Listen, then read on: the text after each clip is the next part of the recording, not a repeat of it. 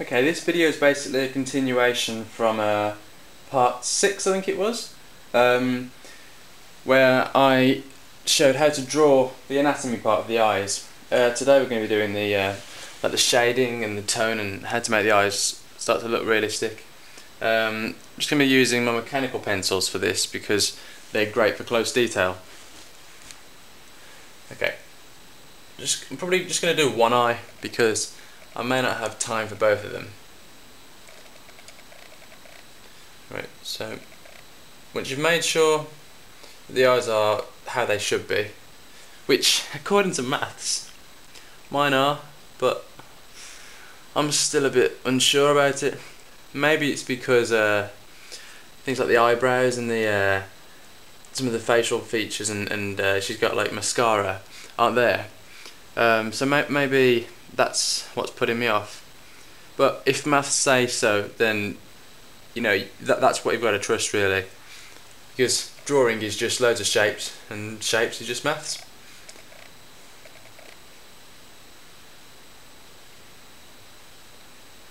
Okay, so you want that line around the eye to be fairly dark.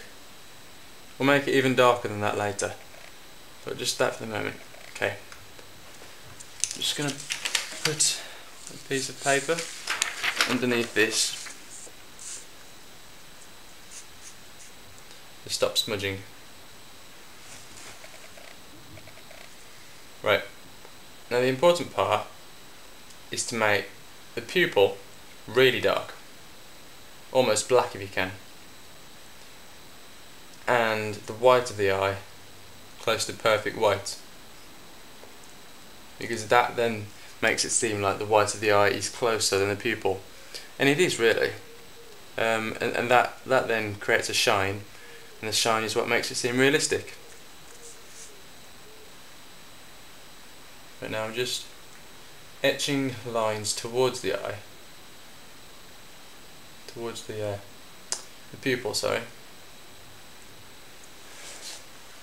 Do you see how that's working?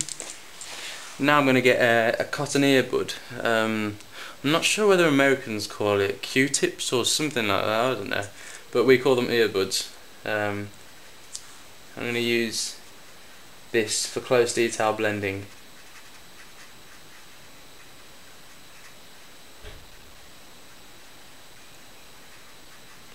Okay.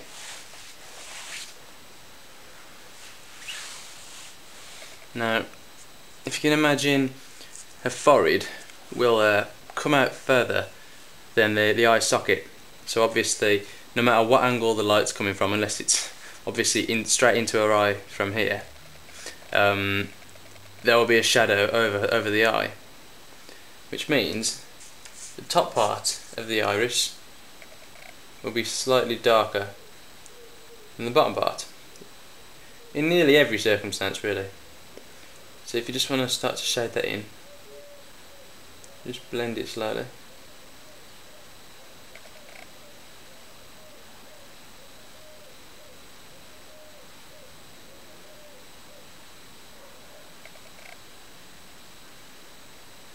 Just doing the whole lot, but making sure that's always darker.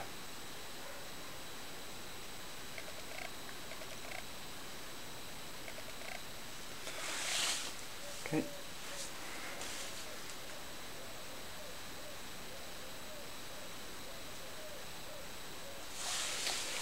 Right, and now I'm going to shade inwards. Actually, I'll stay with that pencil. I'm going to shade inwards from this thick black line here. Quite dark as well.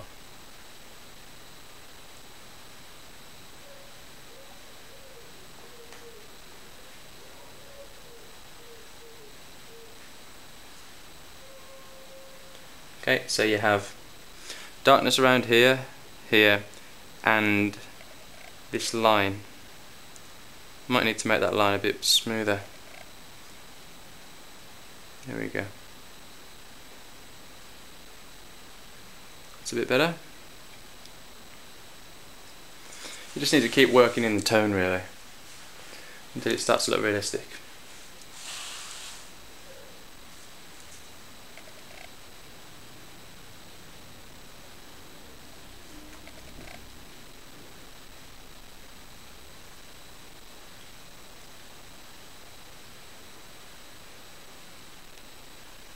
Okay, and of course you're avoiding the white part.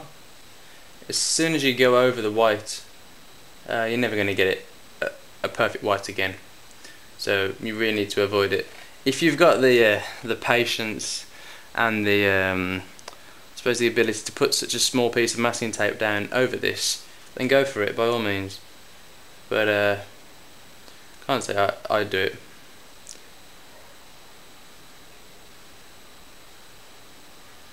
Okay, and then you start to see some tone appearing. A few more lines around there.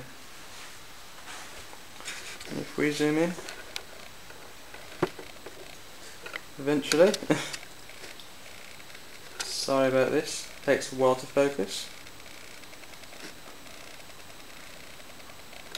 That's probably the best I can get the camera to go. You start to see some tone in the eye, and again it's just working into it. If there's some lighter bits in the eye, then again use your putty, pinch it to a point, and just dab it off. If you do manage to get the white of the eye slightly grey, again pinch it to like a point and just dab it on it until it comes off. And that's the same for both eyes. Instead of making the next video on like the eyebrows, I'm just going to give that a miss because it's really simple. I'll probably explain it in my next video, and it doesn't take long at all. Okay.